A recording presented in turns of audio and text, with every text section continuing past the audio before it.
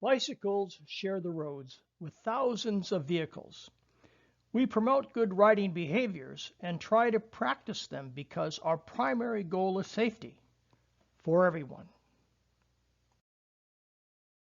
Sharing the road is highly important, especially when a 175-pound bicycle and a 30-ton cement truck are side by side. We all use public roads, multimodal paths, or sidewalks. These are cyclists. You see them every day as they pedal around the villages.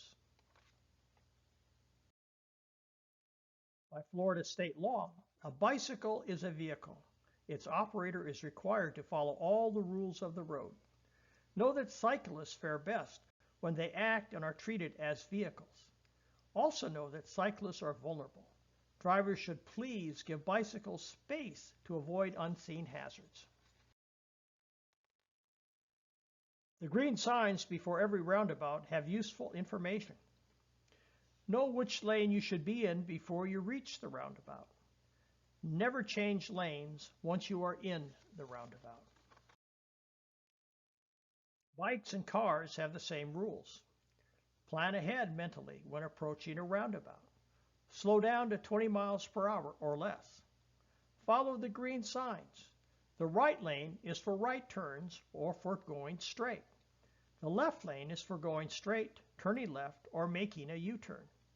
And when entering the roundabout, you must yield to all traffic that's inside it. And when in the roundabout, never stop and never change lanes. Bicyclists take the lane as a safety measure. We normally take the lane because of obstacles like debris or potholes, or a lane is too narrow to share, or to be more visible, and to avoid the door zone. The bottom line is for safety. Taking the lane helps prevent being buzzed or sideswiped. It helps trigger traffic lights or signals. It is vital for making a safe left-hand turn, and it is often the safest place to be. In this scenario, a bicyclist was traveling westbound in the far right part of the traffic lane. A motor vehicle was also traveling westbound in the same lane. The motor vehicle driver tried to pass the bicyclist by going into the eastbound travel lane, which is legal. Oncoming traffic forced the motor vehicle back into the westbound lane, and the motor vehicle struck the bicyclist. What could have been different? Well, the cyclist could have taken the lane, or the motorist could have waited for a safe place to pass. When passing a bicycle, remember, treat it as a slow-moving vehicle. Don't tailgate. Change lanes to pass on four-lane roads in the villages such as Morris or Buena Vista. Remember that it is legal to cross a double yellow line when safe to pass a bike.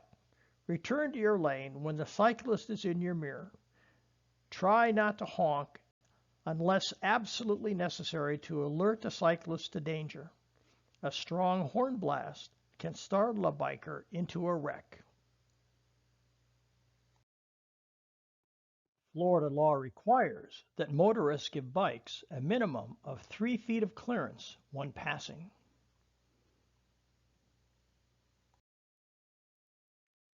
This is a real-world example of a left cross in which a bicycle was going straight through an intersection when another vehicle turned left across its path.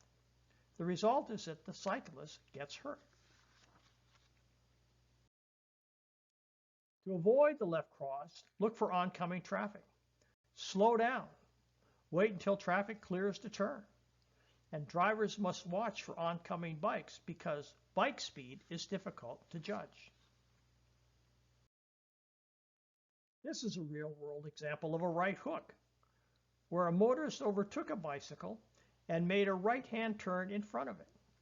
The result could have been a crash in which the cyclist received injuries. To avoid the right hook, bicyclists may take the lane. Motor vehicle drivers must check for bicyclists in the blind spot and never overtake a bicyclist to turn right unless certain it is safe to do so. Motorists must realize that it is difficult to judge bicycle speed.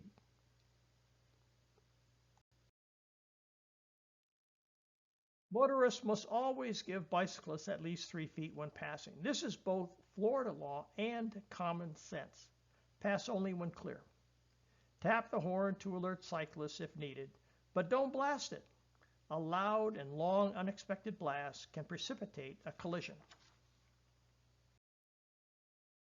Consider that you are riding your bike near parked cars when suddenly a door opens. At 10 miles an hour, a bike travels 15 feet per second, which gives the cyclist less than a second to react and avoid the door. The result can be a crash. When you grasp the door handle and open the door, think if you look to the blind spot behind you and to the left. Instead of using your left hand to open the door, use your right. Crossing your body will cause it to turn to the left so that you look toward the blind spot. This is called the Dutch breech. We know a lot about distracted driving. We see it every day.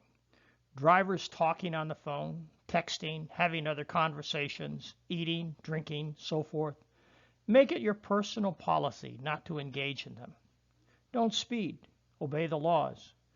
Never do an illegal courtesy, that is, stopping in traffic to allow a cyclist to turn left or to merge into a roundabout. Motorists must not give illegal courtesies, and cyclists should not accept them. Nice guys can cause a collision and injuries. We preach and teach safe cycling. We focus on rules, equipment, maintenance, skills, and technique.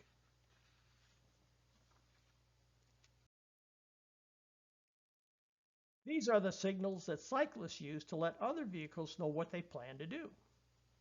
For slowing and stopping, raise your left arm with the forearm and hand pointed towards the ground.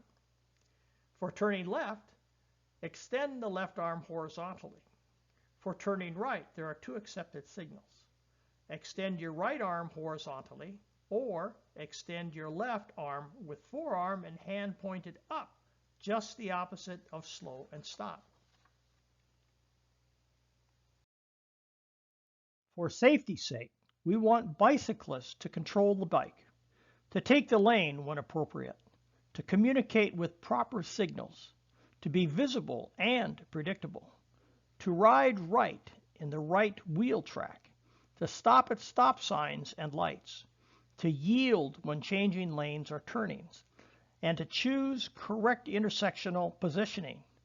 And most important, be safe always. As a recap, always give bicyclists at least 3 feet when passing. It's the law. Treat bicyclists as drivers of vehicles. Pay special attention at intersections and driveways. Understand when and why cyclists take the lane. And roadway users are all people. Share the road to keep all people safe. Thanks for paying attention to us and for investing your time into learning some safety tips from your bicycling community.